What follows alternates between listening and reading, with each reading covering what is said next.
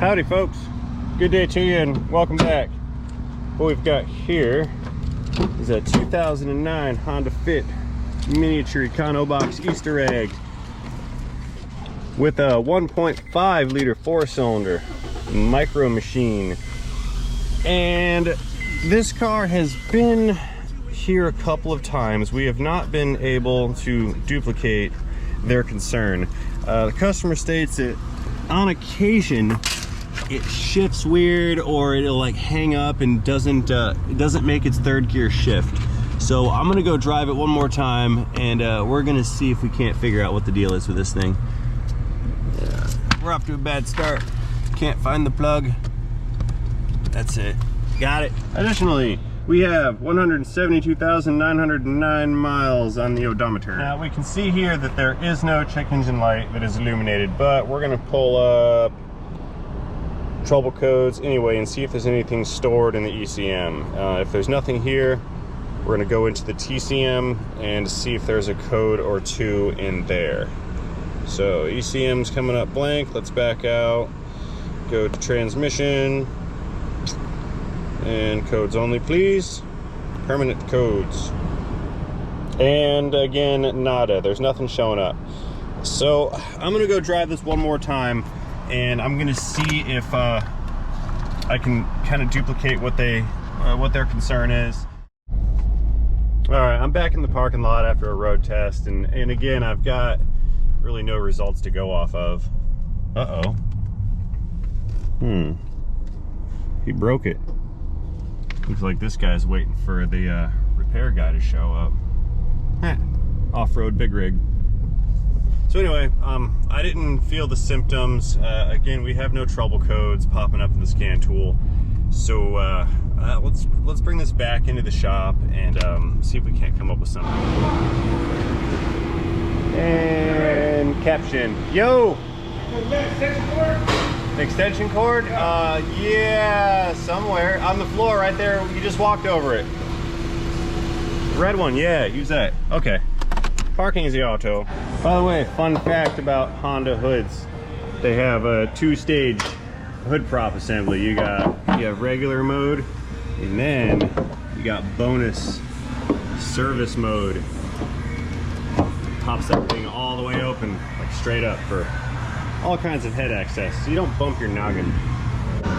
Okay, in an effort to find some direction to move with this transmission complaint, I'm gonna go ahead and drain the fluid out, and I'm gonna drain it into some shop towels.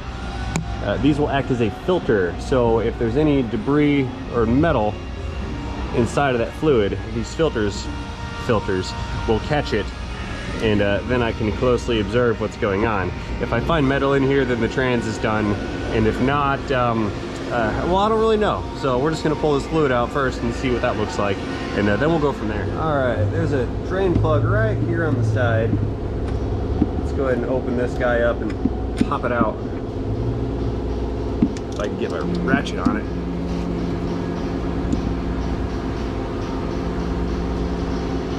Ooh, that's tight. There we go.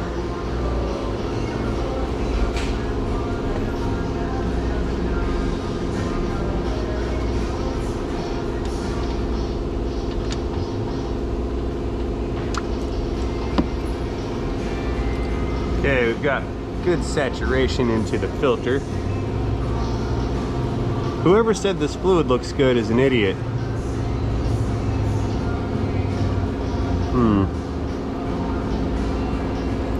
Yeah, that doesn't look very good to me.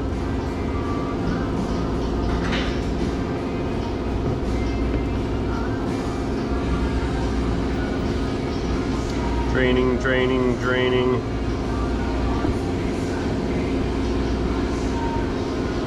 Well, on the bright side, I don't see any metal so far. We'll come back and take a closer look when this is all done. Okay, the draining is complete, and I'm not seeing any metal, and that's good. I'm also not seeing much on the magnet side of this drain plug, so let's put this back in and refill it. Where's that thing at? Can't find the hole. There it is.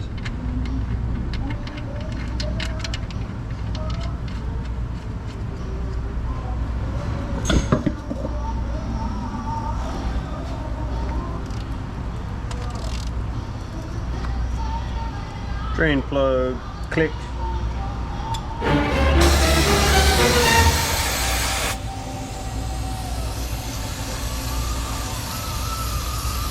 Okay.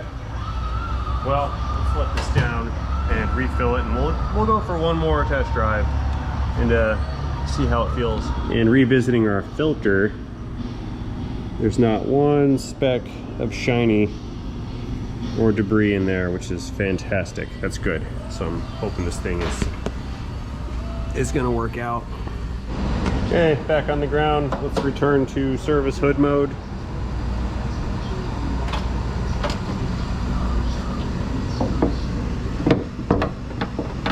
Beautimous. And our transfill is going to be the dipstick right down here. My funnel's not going to reach. Idea. We're going to do a 2-stage funnel. Okay. All right, that one's in. Yeah, this is going to work. There we go. Funnel in a funnel. 2-stage. Okay, let's throw some conditioner / additive package in there. Couldn't hurt.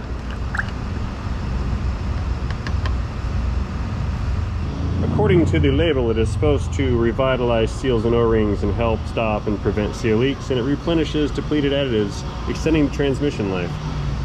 Does it work? I don't know, might be marketing, might be something to it. That would be a video for Project Farm, because he does that kind of stuff. You know, actually, it's not going to be a 2-stage funnel, it's going to be a 3-stage funnel. Whoa, that's fast. And I'm watching the bottom one, because the bottom one is the smallest, and I don't want to overflow it. Make a huge mess.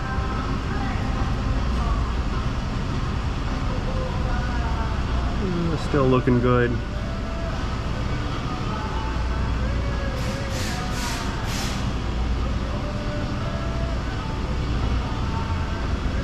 I did 3.5 quarts here, and I'll restart it, run it through the gears, and then recheck the level.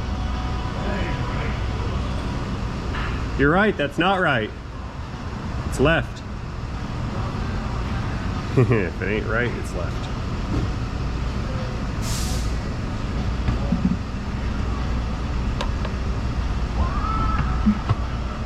Okay, let's check the level with the dip and stick before we start this, just in case my calculation was way off.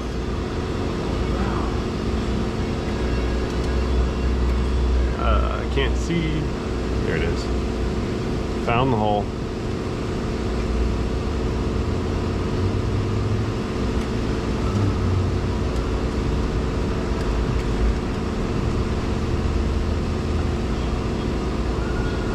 Might be a little high.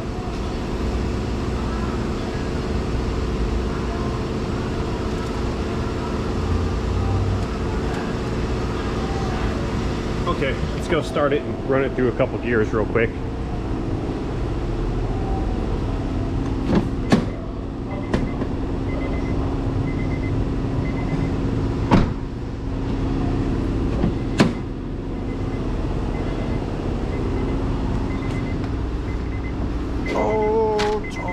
Squeeze. Hey, that's not where I put that. There. Starting the engine.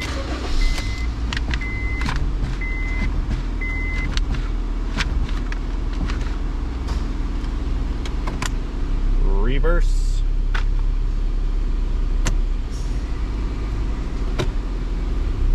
Forward. Reverse.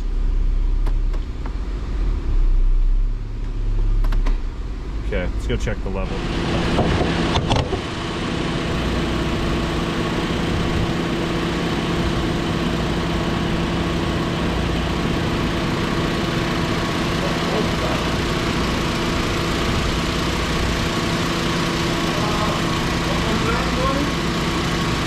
Still a little high. Yep. Okay, so since that fluid didn't look that great, even after the first spill and fill, what I'm gonna do is put this thing in drive for a while, let it run as if it's going somewhere, and then I'll do one more drain and fill on it. So we're just gonna hang out and let it chill right here and drive wherever it wants to go. It's not going far because it's not on the ground. So we're gonna do that for a while and just let all that new fluid circulate. And then I'll drain and fill it one more time. All right, let's shut this down. It's been about 15-20 minutes. And we'll drain her out again. Oh yeah. And in case you guys are wondering why I don't do a flush on this with the fluid exchange machine, is because I do not have adapters. I don't have adapters that fit the lines on this. Correction, the shop doesn't have adapters that fit the lines. Also, side note, this is the stupidest song ever. I just want to throw that out there. All right, we're gonna do one more refill. Click. And then we'll go out for our test drive. More spray. Oh, I dropped it.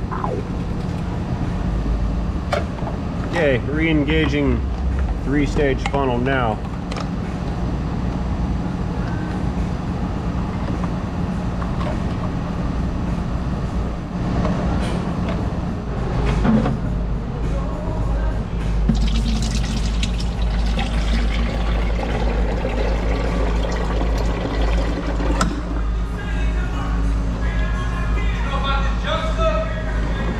More pouring things.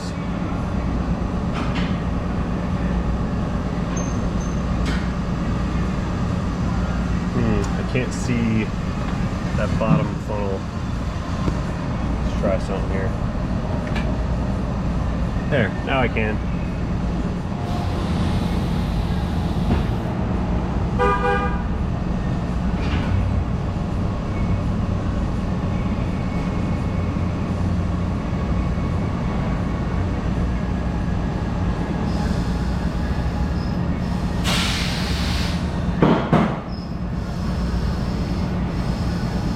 The red one's overflowing, but not the little black one. Danger, danger.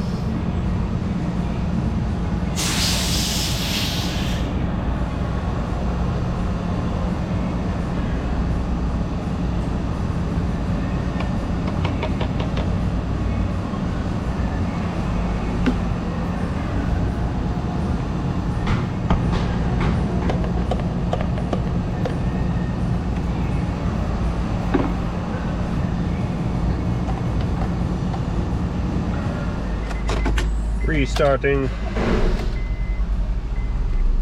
Reverse.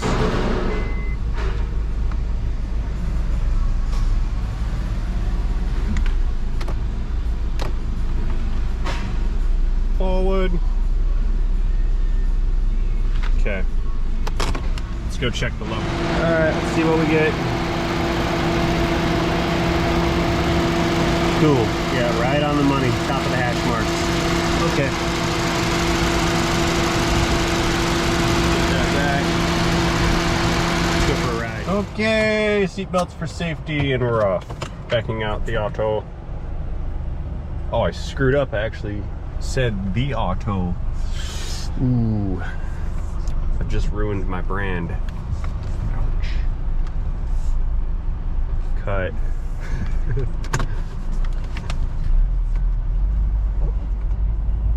Sounds like I'm getting to the 5 o'clocks early today. I'm starting to laugh at myself while talking to myself. It's not good. Not good for the stability of the cranium. Anyway, that 1-2 shift was good. I think we're in the 2-3 shift right now. That felt good. I kind of wasn't paying attention, so let's stop and start over. Here, turn that off. All right, first gear. That's second, that felt good. Third, and I think it made it to fourth. Either way, those shifts were still feeling very good. And this guy's still stranded here with a blown up tire. Recaps.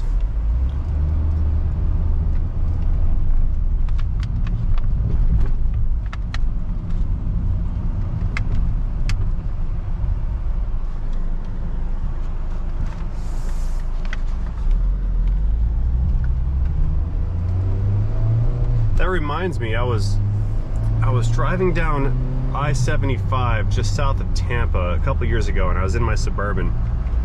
Both windows were down. It was a nice cool day, just had the windows down, rolling along, and I was behind this truck, and it was kind of a hot day out, so I knew the blacktop was super hot, and he ended up blowing up a tire on the guy's trailer. One of the tires blew up, and loud, I'm talking, it was one of the loudest noises I've ever heard in my life.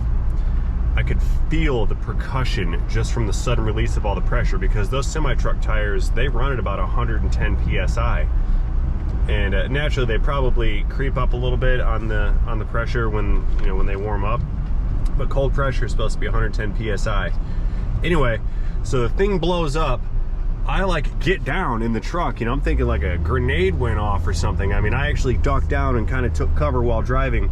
And I looked back up, sort of reevaluated what was going on, and realized the guy blew up a tire. And I could taste the rubber, like it just vaporized this tire. There was rubber particulate just kind of floating through the air. And I didn't realize it at the time, but the percussion from that tire explosion was so severe that it actually smashed my electric fans into my radiator and broke a hole in the radiator. I think it split the little fins, not the air cooling fins, but the coolant passage fins. I think it broke like 2 or 3 of those things. Needless to say, that was scary. And my next immediate thought was, what if I was on the motorcycle? I suppose tires are one of those things that we don't, or that we take for granted. Perhaps we don't realize just how much potential energy is stored within inside that little black rubber thing. Either way, that was a learning experience for me. Use caution when dealing with very large high pressure tires, or any vessel or containment device that deals with high pressure for that matter. Because if it goes, it's going to be violent, and that's kind of how that tire explosion was. I'm rambling and off topic again. So far the Honda feels good. Why are you following me so close, Jeep? I can't go any faster. There's a van in front of me. Yeah, he's like right there. I can see you. Maybe if he sees my GoPro, he'll go away. Look, yeah, he's coming. Yeah, look at him. Hang on. Your uncandid GoPro and the internet is watching you. Yeah, like I said, I'm getting the 5 o'clocks right now.